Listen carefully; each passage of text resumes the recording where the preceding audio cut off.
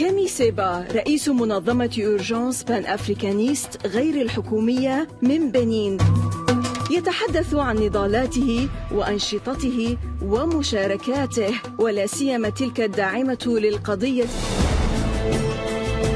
ويسلط الضوء على حال القارة الأفريقية والشباب الأفريقي اليوم. وهل تسير أفريقيا الأم في ركب العالم المتعدد الأقطاب؟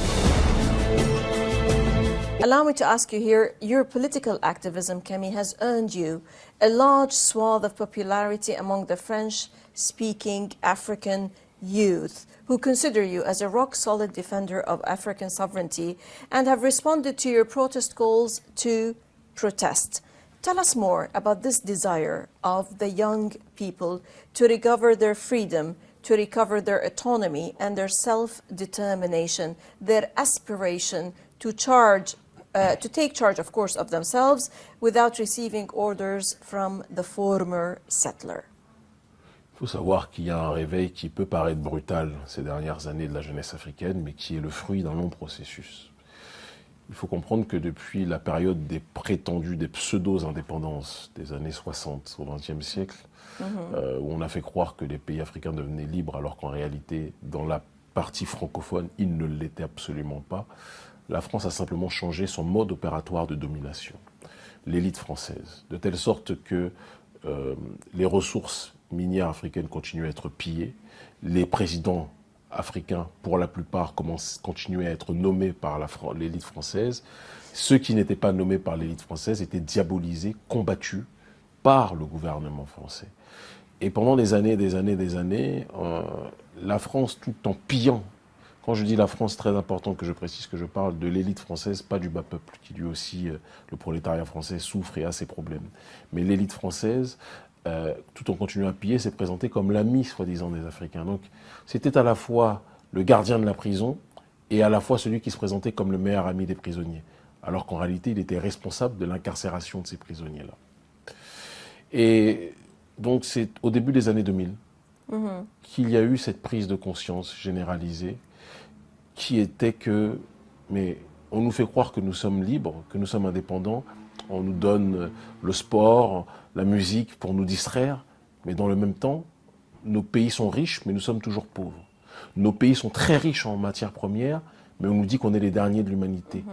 Nos pays sont très riches et fournissent en électricité la France, fournissent en or, en cobalt, en diamant le reste de l'humanité, l'Europe, l'Occident de manière générale, mais on nous dit que nous sommes pauvres. Comment se fait-il que nos sols soient très riches, mais que nous soyons les peuples les plus pauvres du monde? Et c'est là où un certain nombre de choses se sont déroulées dans l'esprit des jeunes Africains. Et nous avons mené un travail d'ingénierie sociale, ce que j'appelle l'Inception, quelque part, comme le film un petit peu.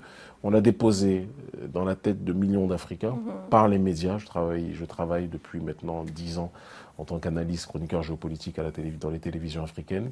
On a déposé l'idée dans la tête des gens qui était que on vous fait croire que vous êtes libre, mais vous êtes encore esclave.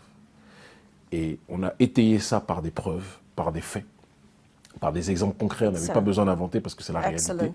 Et c'est ce qui a donné, par la grâce de Dieu, le réveil, je pense. On a participé aux côtés d'autres, mais on a été les plus actifs, parmi les plus actifs, le réveil d'une grande partie de la jeunesse africaine.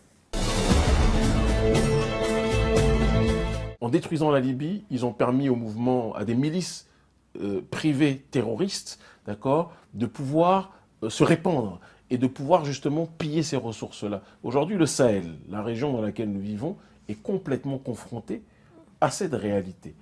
Et ça, c'est une des formes du néocolonialisme. Et donc, c'est un petit peu comme l'histoire du mafieux, du voleur. Le mafieux, quand il voit qu'il y a une nouvelle boutique qui vient d'ouvrir, le mafieux dit au propriétaire de la boutique « je veux assurer ta sécurité ». Le propriétaire de la boutique, par exemple, Afrique, dit « non, je ne veux pas, je peux me débrouiller tout seul ». Le mafieux, par exemple, gouvernement français, dit « ah, tu ne veux pas, ok ». Il paye des casseurs, les terroristes, qui vont attaquer la boutique. Ils vont tellement attaquer la boutique qu'à un moment donné, le propriétaire de la boutique se dit « j'ai vraiment besoin de sécurité ». Et donc, il appelle le gouvernement français ou l'Union européenne ou les États-Unis. Et c'est ce qui se passe. C'est-à-dire que les terroristes servent quelque part d'arme de pression pour imposer aux dirigeants corrompus africains de demander de l'aide et la protection Exact. sécuritaire aux pays occidentaux. Donc c'est un processus colonial et c'est contre ça que notre organisation révolutionnaire Urgence panafricaniste milite évidemment.